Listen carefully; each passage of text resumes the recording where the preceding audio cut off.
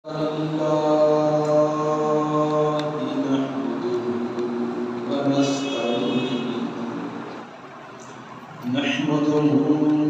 ونستعينه ونستغفره ونعوذ بالله من شرور أنفسنا ومن سيئات أعمالنا من يهده الله فلا مضل له ومن يضلل فلا هادي له أشهد أن لا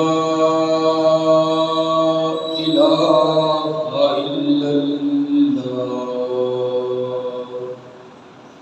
وحده لا شريك له وأشهد أن محمدًا عبده ورسوله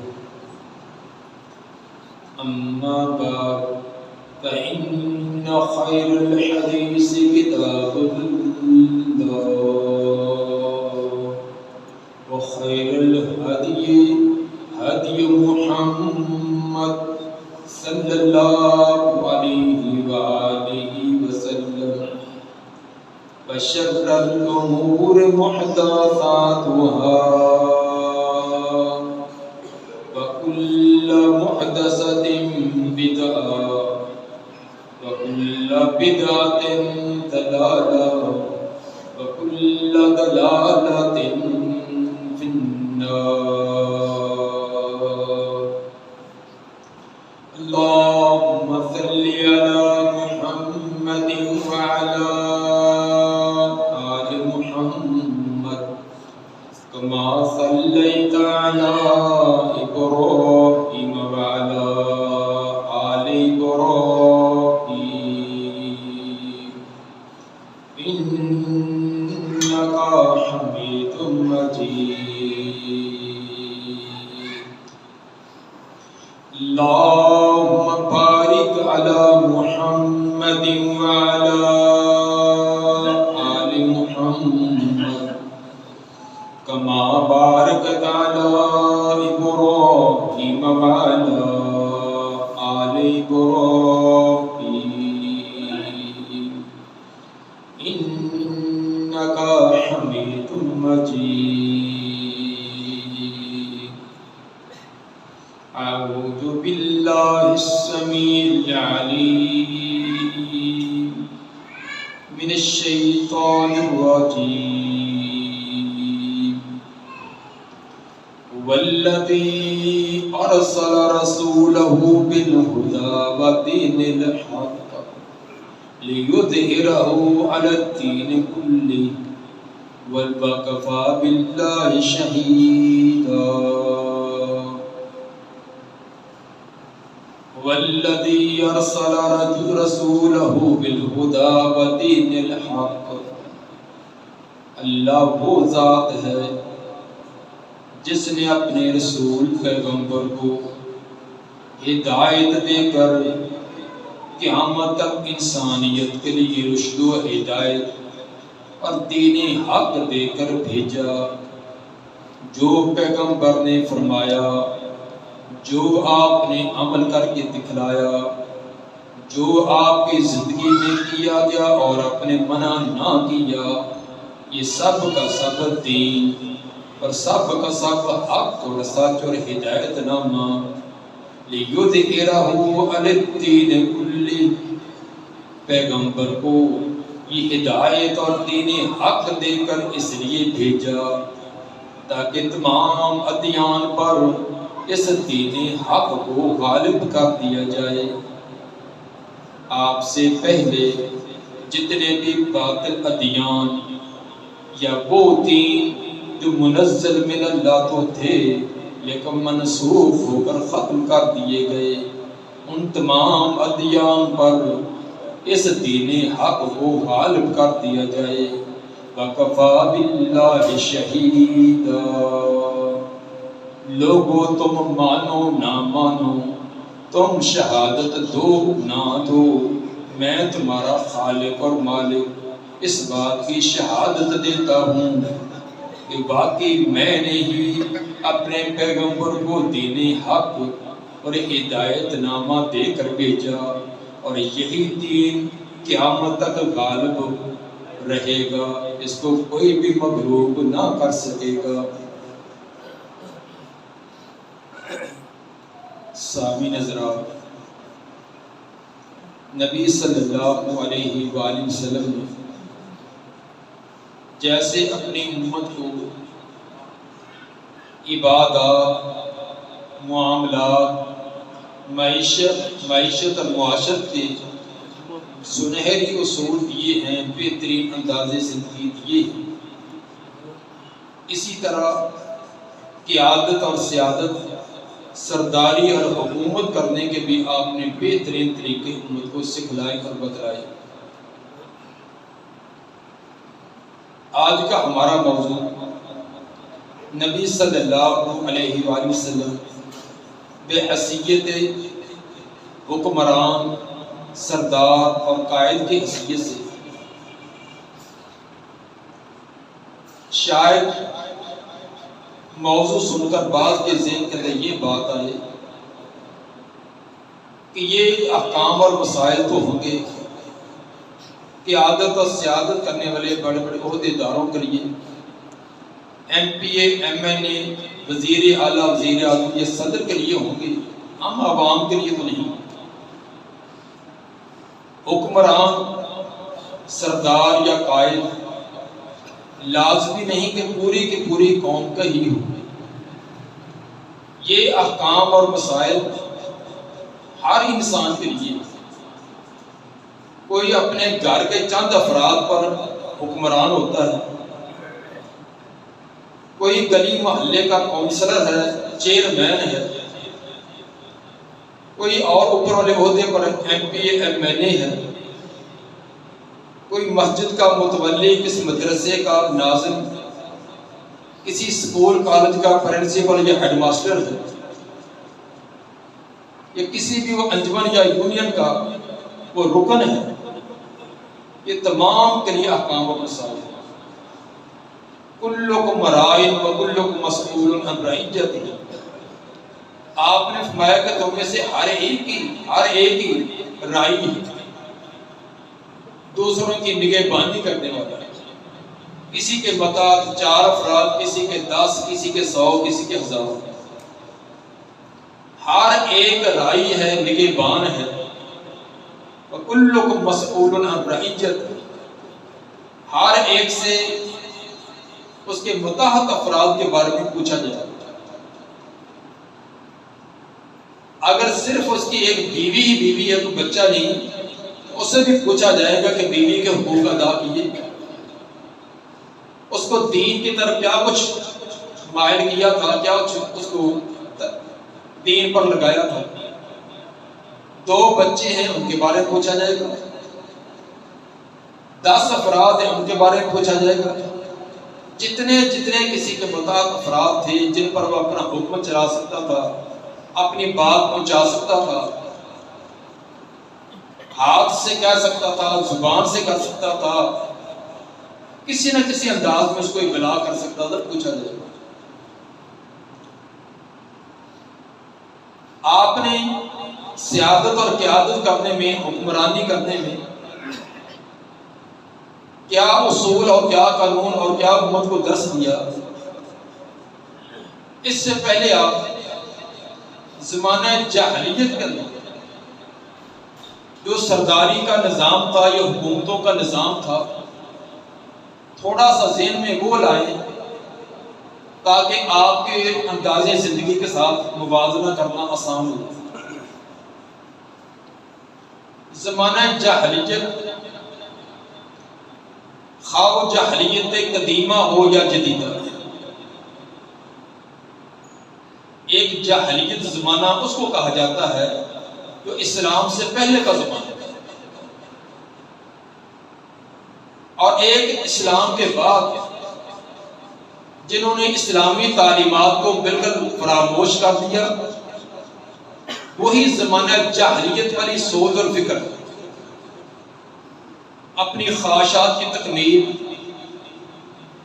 اپنی سرداری اور قیادت و سیادت کا ڈھونس دوسروں پر جمانا، جبر کرنا، ظلم و ستم کرنا، اپنے متحد افراد کو اپنے غلام کے چنگل کے اندر ان کو غلامی میں بند رکھنا، ان کی محنتوں اور کمائیوں پر ڈاکہ ڈالنا، ان کی عزتوں اور دولتوں کو ہیلے بہانے لوٹ کر لے جانا،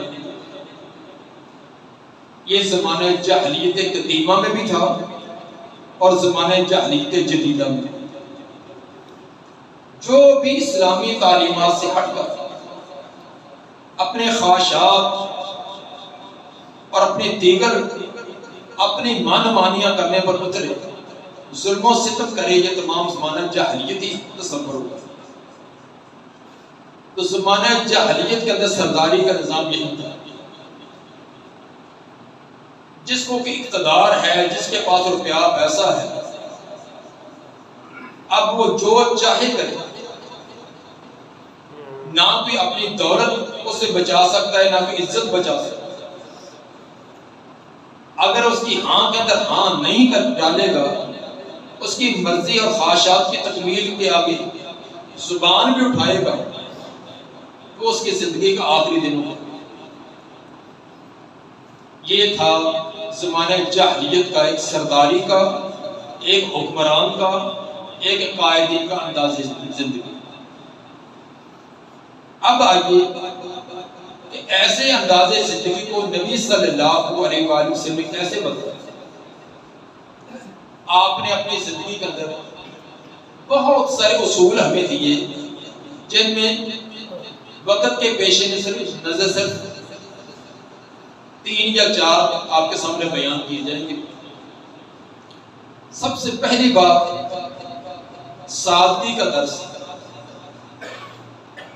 یقیناً جو آدمی، جو سردار شاہانہ انداز زندگی گزارے، اس کے رہنے سہنے کھانے پینے بڑے شاہانہ ہوں، تو اپنی ان خواہشات کی تکمیل کہاں سے کرے گا؟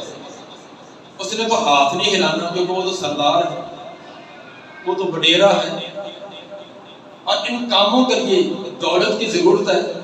وہ لازمی طور پر اپنی عوام پر ظلم کرے، عوام پر ظلم کیے بغیر، ان کا خون چوسے بغیر اس کی خواہشات کی تکمیل ہو ہی نہیں سکتی۔ تو آپ نے سب سے پہلا درس ہی ساتھ دیا، اور صرف درس ہی نہیں، پوری زندگی عمل بھی۔ آپ کا لباس دیکھ لو، کھانے پینے کا انداز دیکھ لو، رہنے سہنے کے مکان دیکھ لو، آپ کی سواری دیکھ لو۔ اب وقت نہیں ہے کہ میں ان کا کوئی آپ کے سامنے بھی مثالیں پیش کروں، صرف اتنا ہی ایک بات بتا رہا ہوں۔ سیدہ عائشہ رضی اللہ تعالیٰ عنہ فرماتی ہے، صحیح بخاری کی روایت، کہ آپ کو زندگی بھر 2 ٹائم گندم کی روٹی نصیب ہوئی، صبح اور شام 2 ٹائم آپ نے پیٹ بھر کر گندم کی روٹی کھائی ہو، اور ایک روایت میں یہ بھی کہ زندگی بھر آپ نے میدے کی میدا جو ہے اس کی روٹی نہیں کھائی۔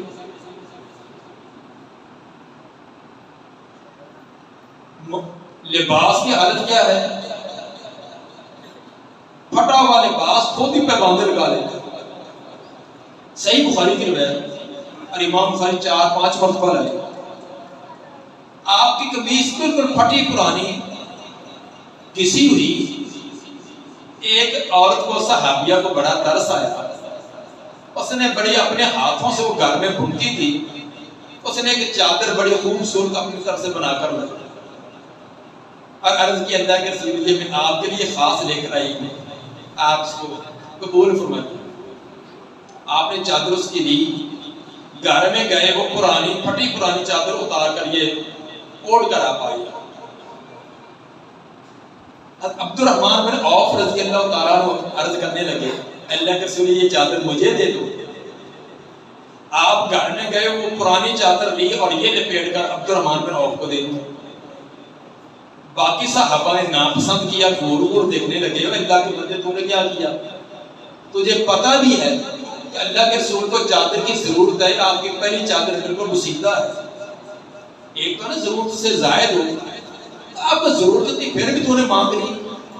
اور تجھے یہ بھی پتا ہے کہ اللہ کے رسول نے کبھی سائل کو انکار نہیں کیا، اپنی کتنی بھی شدت والی ضرورت تو آپ انکار نہیں کرتے تھے، کہ تو نے کیوں مانگی ہے؟ تو نے مانگ کر آپ کو پھر پرانی چادر پہننے پر مجبور کر دیا۔ عبد الرحمن بن عوف رضی اللہ تعالیٰ عنہ صحابہ اپنے ساتھیوں کو کہنے لگے کہ اللہ کے بندوں میں نے اس لیے نہیں لی کہ یہ میں آپ پر اوپر اوڑھ کر خوبصورت بنوں گا، میں نے یہ چادر اس لیے لی کہ جب میں مروں گا تو یہ میرا کفن بنے گا، کیونکہ یہ نبی کے جسم کو ایک بار لگی ہے۔ تو راوی جو واقعہ بیان کرنے والا کہتا باقی ایسے ہی ہوا کہ جب عبد الرحمن بن عوف فوت ہوئے، الگ بڑے امیر تھے، بڑی دولت تھی، لیکن چادر ان کو کفن کا بھی وہی دے کے جو نبی صلی اللہ علیہ وسلم کے جسم کو لگی، انہوں نے طلب کی۔ اب اندازہ کریں کہ آپ کا لباس، سواری یا اونٹنی ہوتی تھی یا گدھا ہوتا تھا، اس دور کے اندر گدھا سواری ایسے ہی تھا جیسے ایسے آج کے دور میں سائیکل ہے، بائی سائیکل۔ کوئی سائیکل چلاتا جا رہا ہو تو آج کے ماحول کے اندر اس کو کیا سمجھا جاتا ہے کہ بیچارہ بالکل غریب۔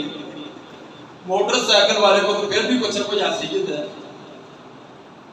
اور سائیکل بھی ایسا ہو گیا۔ صحابی فرماتے ہیں کہ آپ کا جو گدھا سواری تھا اس کی جو لگام تھی وہ کھجور کے پتوں کی بنی ہوئی ہے، کہ بہترین داغے کی، کپڑے کی خوبصورتی نہیں تھی، کھجور کے پتوں۔ جامع ترمذی کی روایت حدیث نمبر 317 شمال ترمذی، اور ایک نسخے کا 333 نمبر ہے۔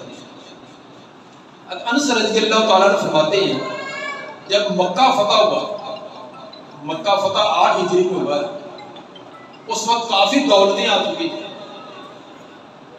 بہت اسلامی ریاست مضبوط ہو چکی ہے، بیت المال مضبوط ہے۔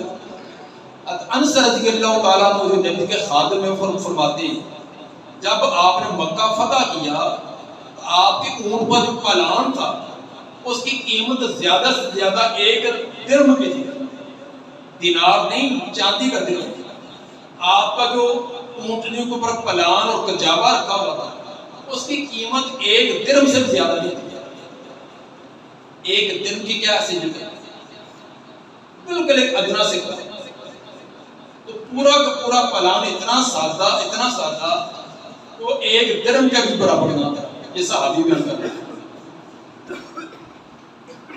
یقیناً جو قوم کا رہنما ہوتا ہے وہ عیش و عشرت کرنے والا ہے، وہ بہت زیادہ بھی افراط و تفریط کا شکار نہیں ہوتا، دعوتوں کے اندر مستیاں کرنے والا نہیں ہوتا، پوری قوم کا غم اس کے دل میں ہوتا ہے۔ تو نبی صلی اللہ علیہ وآلہ وسلم نے سادگی خود بھی اپنائی اور امت کی بھی درس دی۔ اور آج نبی کا نام لینے والے ان قائدین کا حال دیکھ لیں، ان کی سادگی کا آپ اندازہ دیکھیں۔ آپ کا نام کی اسمبلی ہال، نہ کی حفاظت کے لیے فوج، کچھ بھی نہیں۔ ایک بار ایک سفیر کسی دوسرے ملک سے آیا، لوگوں سے پوچھا میں نے امیر المومنین حضرت عمر کو ملنا۔ کہنے والے نے کہا کہ دوپہر کا وقت ہے، مسجد کے اندر یا کسی درخت کے نیچے لیٹے ہوں گے، آرام کر رہے ہوں گے۔ وہ حیران کہ یار شاید مذاق کر رہا ہے، وقت کا حکمران ہو اور بڑی بڑی حکومتیں ان کے نام سے کانپ رہی ہوں تو وہ زمین پر لیٹا ہوگا۔ اس نے کہا حیران نہیں، دیکھ لو ادھر مسجد میں یا کسی درخت کے نیچے۔ اس نے دیکھا تو مسجد کا مٹی کے اوپر کچی اینٹ کا سرہانہ بنا کر حضرت عمر رضی اللہ تعالیٰ لیٹے ہوئے، اور وہ ایک غیر مسلم سفیر بول اٹھا، کہنے لگا کہ عمر تیرے انصاف نے تجھے بے خوف کر دیا، تیرے انصاف کی وجہ سے تو بے خوف یہاں لیٹا ہوا کسی دشمن کا بھی ڈر نہیں. اگر تو نے ظلم کیا ہوتا تو آج ہی ایسے نہ لیٹتا. یہ ظلم کا انتقام لینے والے دور میں ہوتے ہیں. آج ہمارے قائدین کا حال کیا ہے؟ سینکڑوں نہیں ہزاروں کی باڈی گارڈوں کی حفاظت کرنے والی. یہ وجہ کیا ہے؟ اس لیے کہ قوم کے ساتھ انصاف نہیں. ظلم و ستم کی انتہا ہوتی ہے، ان کو تحفظ کہاں سے ملتی؟ ہزاروں حفاظت کرنے والوں کے باوجود بھی محفوظ نہیں. اس لیے پہلا درس جو آپ نے دیا سادگی کا. اگر ہر قوم کا جو سردار ہو گھر کا ہو، کسی گلی محلے کا، کسی شہر کا، اور اسی ایک اصول کو اپنا لے، یقیناً بڑی کام کرے. اور کسی بھی آپ آج کے دور میں محکمے کا جو بڑا سردار ہے، اگر وہ سادہ لباس ہے، سادہ سواری ہے، سادہ اس کا آنا جانا ہے، اس کے اثرات دیکھیں، اس کی بات کا روب و دبدبہ دیکھیں. اور نبی صلی اللہ علیہ وسلم کے سادہ لباس اور سادگی کا مطلب یہ نہیں تھا کہ آپ کا عوام پر لوگوں پر روب دبدبہ نہیں ہو. بخاری کی روایت ہے، نصرت بالرعب مسیرۃ شہر. آپ نے فرمایا کہ اللہ تعالیٰ نے میرا اتنا روب ڈال دیا دشمنوں پر، ایک مہینے کا سفر ہو گیا، ایک مہینے کا سفر بعد دشمن بیٹھا ہو اس پر میرا روب اور خوف طاری ہو جاتا. آپ کی بہت شاہانہ انداز تھا، بڑی فوجیں تھیں، بڑے اسلحے تھے، کچھ بھی نہیں تھا. اس کے باوجود سادگی، پھٹا پرانا لباس. آپ کے چھوٹے چھوٹے حجرات تھے، ان کے دروازے بھی نہیں تھے، کپڑا لٹکایا ہوتا بوری. سیدہ عائشہ رضی اللہ تعالیٰ عنہ کا یہ حجرات مسجد نبوی میں جو دروازہ کھلتا تھا، دروازہ نہیں تھا، ایک پرانی بوری جا اس کو آگے لٹکا کر پردہ کیا ہوتا. اور اسی طرح حجرات تھے بھی کتنے، 2-4 پہیے اس کے اندر بڑی مشکل سے نہیں. 4 پہیے تو ان کے پاس تھی نہیں، لیکن آج کے 2-4 پہیے اس کے اندر اتنی آئیں، اتنا ہی ان کا گھر ہوتا ہے، سب کچھ اسی کے اندر سامان ہوتا. میرے بھائی، امانت اور دیانت اور سادگی نے لوگوں کے دلوں کے اندر ہیبت اور خوف ڈال دیا تھا. دوسرا جو آپ نے امت کو درس دیا ہے قیادت اور سیادت کے اندر پر امن معاشرے کا قیام. سیاست کس کو کہتے ہیں؟ افسوس ہے کہ ہمیں آج سیاست کا معنی ہی نہیں آتا. ہم نے سمجھا کہ سیاست اور سیاسی اس کو کہتے ہیں جو بڑا چلاک اور چاکر ہو، سجا دکھائے کھبا مر، بڑا فراڈیا، دھوکے باز، ہیلے بہانے سے لوگوں کے دولتوں پر قبضہ کرنے کہتے ہیں بڑا سیاسی آدمی. جو سب سے بڑا فراڈیا نا ہمارے یہاں مشہور ہے بڑا سیاسی آدمی. حالانکہ سیاست کس کو کہتے ہیں؟ قوم کو امن و امان کا معاشرہ میسر کرنے والا، امن و سکون کا ماحول میسر کرنے والا، اس کو کہتے ہیں سیاست. اور جو یہ کام کرے گا اس کو سیاسی کہیں گے. آج ہمیں سیاست کا معنی بھول گئے. ہم نے سیاست اور دین کو الگ کر دیا.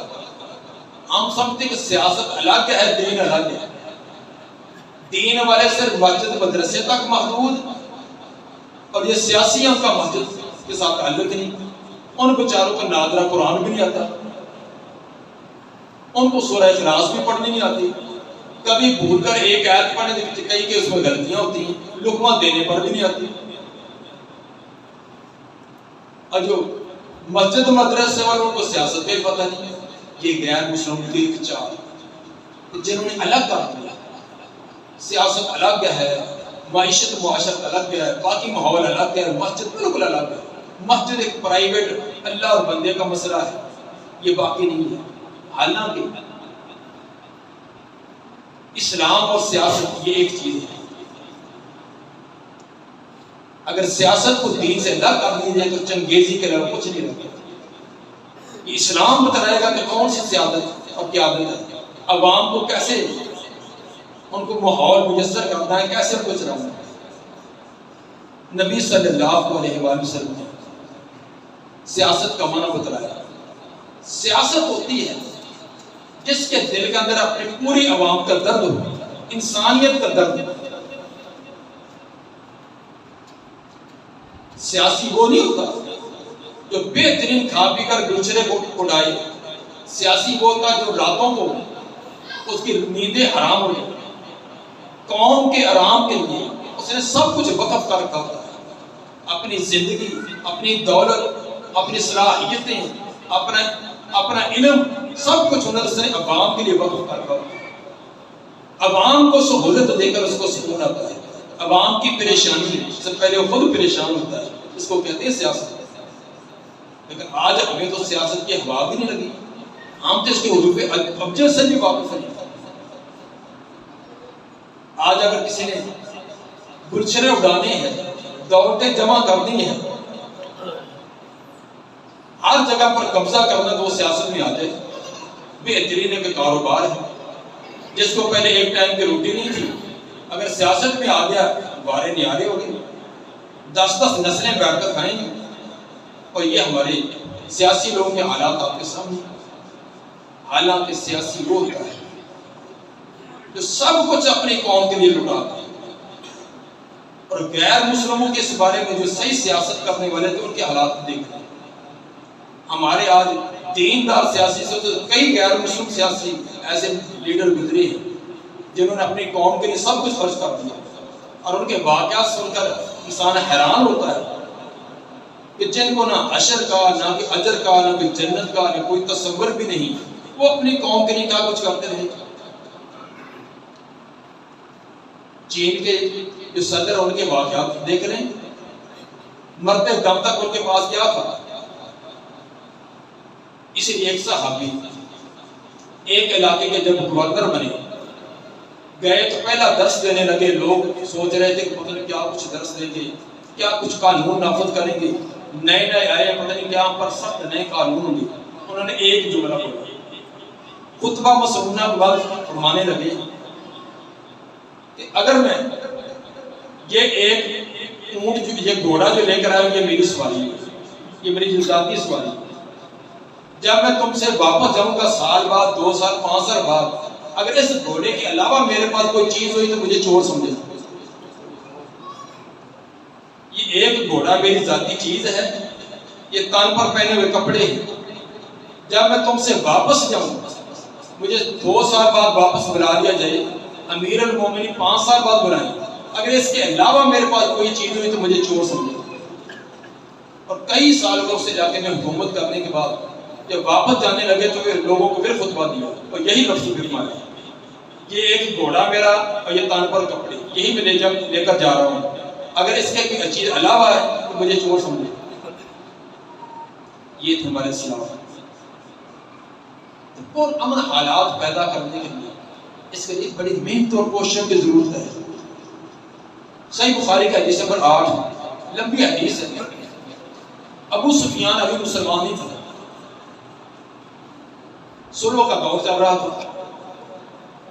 ہرقل بادشاہ کے دربار میں پہنچا. ہرقل بادشاہ عیسائیوں کا بہت بڑا بادشاہ تھا. اس کے پاس نبی صلی اللہ علیہ وسلم کا خط پہنچا کہ آپ اسلام قبول کریں. اس نے کہا کہ یار اس کے بارے میں تعارف تو بتلاؤ، جس نے یہ نبوت کا دعویٰ کیا وہ کون. دیکھو ہمارے ملک میں، ہمارے علاقے میں بھی آدمی ہو، تلاش کرتے کرتے مکہ کے کچھ تاجر ملے.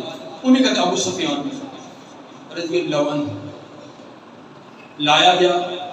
ہرقل نے پوچھا کہ سچ سچ جو میں پوچھوں کا بتلانا ہے، کوئی جھوٹ نہیں بولا. ابو سفیان کو آگے بٹھا لیا کہ پیچھے باقی جتنے قریشی لوگ تھے ان کے پیچھے لائن میں بٹھا لیا، اور باقیوں کو کہا کہ اگر یہ آدمی جھوٹ بولے تو تم نے ہاتھ کھڑا کر دیا. ابو سفیان فرماتے ہیں کہ میں اگرچہ نبی کا دشمن تھا، جو ہرقل نے پوچھا میں ایک لفظ بھی جھوٹ نہ بول سکا. اس لیے اگر میں نے آج جھوٹ بول دیا تو میں جب مکہ میں جاؤں گا تو میرے ساتھی بتلائیں گے کہ اس نے دربار کے اندر جھوٹ بولا تو مجھے جھوٹا سمجھا جائے گا. حالانکہ مسلمان نہیں ہے. اور نبی کے بارے میں اس نے بتلانا ہے. نبی کے ساتھ انتہا درجے کی دشمنی ہے. بدر اور احد کے اندر اور باقی جنگوں کے اندر بڑا نقصان کھائے بیٹھا ہے. لیکن جو کچھ ہرقل نے پوچھا، اس کے اندر ایک لفظ بھی اس کا جھوٹ نہ ملا ہے۔ جب اس نے سوالات پوچھے، اس نے جواب دیے، آخر میں ہرقل نے نتیجہ کیا نکالا؟ اس نے کہا کہ اگر جو کچھ تو نے اس کا تعارف کرایا وہ اسی طرح ہے تو میں یقینی طور پر کہتا ہوں کہ میرے اس تخت پر قادم اس آدمی کو ہوں۔ میں چیز کا دعویٰ کرتا ہوں، اگر تو نے، میں نے دیکھا نہیں اس کو، میں نے چند سوالات کیے، تو نے جو جوابات دیے، ان کے زندگی کا جو مجھے نقشہ بتلایا، اگر واقعی ایسے ہے تو میرے اس تخت کا مالک وہ آدمی ہے۔ یہ صحیح بخاری کے لیے اور امام بخاری 7-8 مرتبہ یہ واقعہ ہے۔ اس لیے پرامن ماحول میسر کرنا یہ ایک سیاست کا بنیادی اور حکومت قائم کرنے والے کا بنیادی حق ہے۔ تیسری چیز جو نبی صلی اللہ علیہ وسلم نے حکومت اور سرداری کے اندر پیش نظر رکھی، غیر مسلموں کے ساتھ تعلقات، غیر مسلموں کے ساتھ آپ نے تعلقات رکھے۔ مدینہ کے گردنوار یہودیوں کی بڑی قیادت اور سرداری تھی، بڑے بڑے قبیلے تھے، بڑے ساہوکار تھے، آپ نے ان کے ساتھ بھی عہد و پیمان کیا۔ دیگر قبائل کے ساتھ بھی جو مسلمان نہ ہوئے تھے ان سے بھی عہد و پیمان کیا۔ اور آپ کے عہد و پیمان کے اندر بنیادی شرائط کیا ہوتی تھی؟ کبھی بھی آپ نے خانہ جنگی والا انداز اختیار نہیں کی کہ جنگ ہی مسلط کی، انسانیت کا خون بہایا جائے، کہ کبھی بھی آپ نے ایسی نہ کہ شرط لگائی ہے نہ اس کو تسلیم کی۔ ہمیشہ یہی کہا کہ انسانیت کا خون نہ بہے، دوسروں کی جائیدادوں، دوسروں کی عزتوں پر حملہ نہ کیا جائے، دوسروں کو کسی قسم کی تکلیف نہ دی جائے۔ ہاں اس کے اندر یہ تھا کہ تم اپنے عقیدے کے مطابق اپنے علاقے میں کام کرو، اپنے نظریے کے مطابق عبادت کرو، لیکن جو ہم پر زیادتی کرے گا، ہمارے عقیدے نظریے پر کرے گا تو وہ برداشت نہیں۔ اپنے عقیدے میں، اپنے نظریے میں، اسلامی طرز زندگی کے اندر مداحت نظریے، وہ اپنے گھر میں جیسے مرضی کرتے رہے۔ یہ غیر مسلموں کے ساتھ معاہدے کا بنیادی چیز کہ اسلام کے بارے میں سودا نہیں ہے، اسلام کے بارے میں بھی نہیں، کچھ دو کچھ لو والا نہیں ہے۔ تم اپنے گھر، ہم اپنے گھر، تم اپنے عقیدے پر چلتے رہو، ہم اپنے عقیدے پر۔ ہاں جب طاقت اور قوت ہوئی ہے، جب ان کی طرف سے شرارتیں اور خباستیں ہونی شروع ہوئی ہیں، ظلم و زیادتی کی وارداتیں شروع ہوئی ہیں، پھر آپ نے ان سے انتقام لیا۔ اور آج حکمرانوں کا انداز زندگی آپ دیکھ لیں کہ عہد و پیمان کے کتنے وہ پابند رہتے ہیں۔ ہماری سلامتی کونسل دیکھ لیں، ملکوں کے عہد و پیمان دیکھ لیں، ہر ایک اپنے دور کا عہد و پیمان کچھ اور ہوتا ہے، اور اپنے مفادات کے لیے جو مرضی اس کے اندر ترمیمیں کرتے رہے، جو مرضی اس کا خلاف کرتے رہے، کوئی پوچھنے والا نہیں۔ جبکہ اسلام اور بدنامی اٹھی اسلام کی، دہشت گردی کی ساری انتہائی پھاندنے والے یہود و نصارہ کسی ایک معاملے کے اندر بھی دیکھیں، انہوں نے جو بین الاقوامی سطح پر قانون پاس ہوئے ہوں، انہوں نے اس کا لحاظ رکھا ہو، جب ان کا مفاد مد نظر آئے تو انہوں نے اس کا خلاف کیا۔ اور آج بھی دیکھ لیں، آج کیا کچھ جتنے بھی مسلمانوں پر جگہ جگہ ظلم و ستم ہو رہے وہاں بھی، اور آج غزہ کے علاقے میں، فلسطین کے علاقے میں، کیا یہ اسلامک کونسل کے مطابق ہے دوسروں کے علاقے پر قبضہ کرنا، بچوں عورتوں پر حملہ کرنا، ہسپتالوں پر جو کرا رہے ہیں ان پر ظلم و ستم کی انتہا کرنا، شہروں کے شہر بستے ہوئے آبادیوں کو منٹ کے اندر ان کو آگ لگا دینا، اور ایسے ایسے آلات استعمال کرنا جو بین الاقوامی سطح پر جن پر پابندی ہے، اور مانتا ہوں یہ پابندیاں دوسروں کے لیے، اور کرنے والے کون؟ جو امن کا دعویٰ کرتے ہوئے اور اس کے دعوے علاق پہ تھکتے نہیں ہیں، اور ہر کام دہشت گردی کا مسلمانوں کے کھاتے ڈالتے ہیں۔ کی کوشش کرتے ہیں اور ان کے اپنے کرتوت ہی ہیں۔ چوتھا اصول جو آپ نے مفتوحہ علاقے، جو علاقے فتح کر لیے جائیں ان کے بارے میں آپ نے کیا اصول و قانون بیان کیا؟ دوسرے غیر مسلم حکمرانوں کے ان کے انداز زندگی آپ سنتے بھی رہے ہیں اور اب بھی سن بھی رہے ہیں، دیکھ بھی رہے ہیں۔ جس علاقے پر وہ قابض ہوتے ہیں بلکہ قبضہ کرنے سے پہلے کوئی ظلم کی انتہا چھوڑتے ہیں، کوئی درندگی کا اللہ انداز چھوڑتے ہیں، زندہ لوگوں کو جلا دینا، عورتوں اور بچوں کو منٹوں سیکنڈوں کے اندر وہ اذیتیں دینا جو کہ سننی تو دور، دیکھنی دور، بس سنی بھی نہیں جاتی۔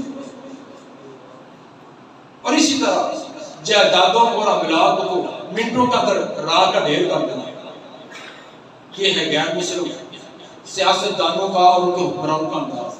جبکہ نبی صلی اللہ علیہ وسلم نے کیا قانون اور اصول بیان کیے کہ جنگ کے دوران بھی، جنگ کے بعد کی تو بعد کی بات، جنگ کے دوران بھی کسی بچے کو قتل نہیں کرنا، کسی عورت کو نہیں کرنا، کسی بوڑھے کو نہیں کرنا، اور کسی راہب کو، یہودی ہے عیسائی ہے اپنے معبد خانے میں اپنی کٹیا میں بیٹھا عبادت کر رہا، اس کو بھی کچھ نہیں کرنا، کرنے دو اس کو۔ ہاں جو مقابلے میں آئے صرف اسی کو اس کے خلاف بات ہے، جو اس مقابلے میں تھے ہتھیار ڈال دے اس کو بھی کچھ نہیں کرنا، گھر میں داخل ہو کر اندر دروازہ بند کر دے اس کو بھی کچھ نہیں کرنا، جائیدادوں کو نقصان نہیں کرنا، عبادت گاہیں جو ہے ان پر کسی قسم کا حملہ نہیں کرنا۔ اور اسی طرح قتل کرتے وقت کیا کرنا ہے؟ وَإِذَا قَتَلْتُمْ فَأَحْسِنُوا الْقِتْلَةَ، یہ آپ نے قانون کس کے لیے بتلایا؟ موذی جانور، سانپ کو، بچھو کو قتل کرنا ہے۔ آپ نے فرمایا وَإِذَا قَتَلْتُمْ فَأَحْسِنُوا الْقِتْلَةَ، کسی موذی جانور کو قتل کرنا تو اچھے طریقے سے کرنا ہے، اچھے طریقے سے یک بار بھی ترسا کر تڑپا کر نہیں مارنا، بچھو کو بھی سانپ کو بھی۔ جو پیغمبر ایک موذی جانور کو مارنے کے لیے بھی تکلیف کا روادار نہیں، وہ انسانوں کو تکلیف دینے کا روادار کیسے؟ وَإِذَا ذَبَحْتُمْ فَأَحْسِنُوا الذِّبْحَ، جانور کو ذبح کرنا ہے تو اس کو بھی اچھے طریقے سے، چھری تیز کرو، اس کے ہاتھ پاؤں بند ہو، تیزی کے ساتھ چھری کو چلاؤ، اس کا اذیت نہ دو۔ جو ایک جانوروں کو ذبح کرنے، ایک موذی جانور کو قتل کرنے کے لیے تکلیف کا روادار نہیں، تو انسانیت کو کیسے؟ اسی طرح جو جنگ کے اندر قیدی ہو جائیں ان پر ظلم نہیں کرنا۔ آپ کی زندگی کے اندر ہزاروں کی تعداد میں غیر مسلم قیدیوں کو، کئی ہزار، صرف آپ نے 2 قیدیوں کو قتل کیا، ہزاروں قیدیوں میں سے صرف 2 پوری زندگی میں۔ وہ بھی وہ تھے جو انہوں نے اسلام اور اہل اسلام کے خلاف انتہا درجے کی بغاوت و سرکشی کی تھی اور ان سے کسی قسم کی امن کی امید نہ تھی، ان 2 کو قتل کیا۔ ورنہ کیا فرمایا کہ یہ قیدی ہو جائے اس سے اچھا سلوک۔ پہلی جنگ بدر دیکھ لیں، مشرکین کے 70 کے قریب قیدی ہوئے، آپ نے ہر گھر والوں کو 1-2 قیدی دے دیے، کیونکہ تمام کو اکٹھا کھانے پینے رکھنے کا انتظام نہیں تھا۔ انصار کو دے دیے اور ان کو تاکید کی کہ ان کے کھانے پینے کا اچھا انتظام کرنا۔ ایک قیدی بیان کرتا ہے، یہ بدر کے قیدیوں میں سے کہتا ہے کہ جو انصاری مجھے لے کر گیا گھر میں، وہ غریب تھے، تنگ دست تھے، میرے لیے وہ گندم کی روٹی تیار کرتے، خود کھجور کھا کر گزارا کرتے۔ حالانکہ مدینہ والوں کے لیے گندم کی روٹی بڑی ایک ان کے نزدیک بڑی عظمت والا کھانا تھا، کھجور ان کے لیے ایک عامی تھی۔ وہ کہتا ہے کہ جب مجھے روٹی دیتے ہیں تو مجھے اس چیز پر بڑا تعجب آتا، تو میں انکار کرتا کہ نہیں مجھے روٹی نہ، روٹی آپ نے مجھے کھجوریں دے، کیونکہ میں قیدی ہوں۔ مجھے اس راز سے وہ انصاری آدمی، انصار بار بار تکرار کے ساتھ وہ مجھے روٹی کھلاتے، خود کھجوریں کھا کر گزارا کرتے۔ آج غیر مسلموں کا طریقہ دیکھ رہے ہیں، جو امن کے دائی ہیں ان کا دیکھ رہے ہیں، وہ قیدیوں کے ساتھ کیا کرتے ہیں اور قید ہونے سے پہلے والوں کے کیا ساتھ کیا کرتے ہیں. جو قیدی ہوتے ہیں ان کے بارے میں آپ نے کیا فرمایا کہ جو غلام بن گئے ہیں ان کے ساتھ اچھا سلوک، کھانے کا جس طرح کا خود کھاؤ ان کو کھلاؤ. بخاری کی روایت ہے جس طرح کہ خود کھلاتے ہو اپنے غلاموں کو کھلاؤ، جس طرح خود پہنتے ہو غلاموں کو اس طرح پہناؤ. اور ان سے ایسا مشقت والا کام نہ لو جو ان کی طاقت سے زیادہ ہو. اگر کوئی مشقت والا کام ان کے ذمہ لگاؤ تو ان کا تعاون کرو اور ترغیب دلائی، ان کو آزاد کر دو. جو فری کے اندر غلام کو آزاد کرے گا اس کو اتنا اجر و ثواب. جس سے فلاں غلطی ہو جب غلام آزاد کرے، جس سے فلاں غلطی، کتنے جرم ہیں، غلطیاں ہیں. روزہ توڑ دے اس کے لیے غلام آزاد کرو، قتل کار بیٹھے اس کو غلام آزاد کرو، فلاں قسم توڑ بیٹھے اس کا غلام، غلاموں کو آزاد کرنے کی ترغیب اور بڑی ترغیب دلائی. لیکن جو آزاد نہ کرے ان کے کھانے پینے رہنے سہنے کے لیے، یہ ہے نبی صلی اللہ علیہ وسلم کی تعلیمات جو آپ نے اپنی امت کو دی. اور اس کے مقابلے کے اندر غیر مسلموں کو دیکھ لیں، وہ اپنے جنگی قیدی ہوں، دوسرے سول قیدی ہوں، ان کے ساتھ کیا سلوک کرتے ہیں. اور ان کا الزام کیا ہے؟ اسلام دہشت گردی، مسلمان دہشت گردی کا سبق دیتے ہیں، مسجدوں میں مدرسوں میں دہشت گردی ہے. اس لیے میرے بھائی اپنے نبی صلی اللہ علیہ وسلم کے نظام کو سمجھیں کہ آپ نے حکومت کرنے کے، نظام چلانے کے کیا اصول و ضوابط ہمیں دیے ہیں. اللہ تعالیٰ میں توفیق عطا فرمائے. سبحان ربک رب العزت عما یصفون وسلام علی المرسلین والحمد للہ.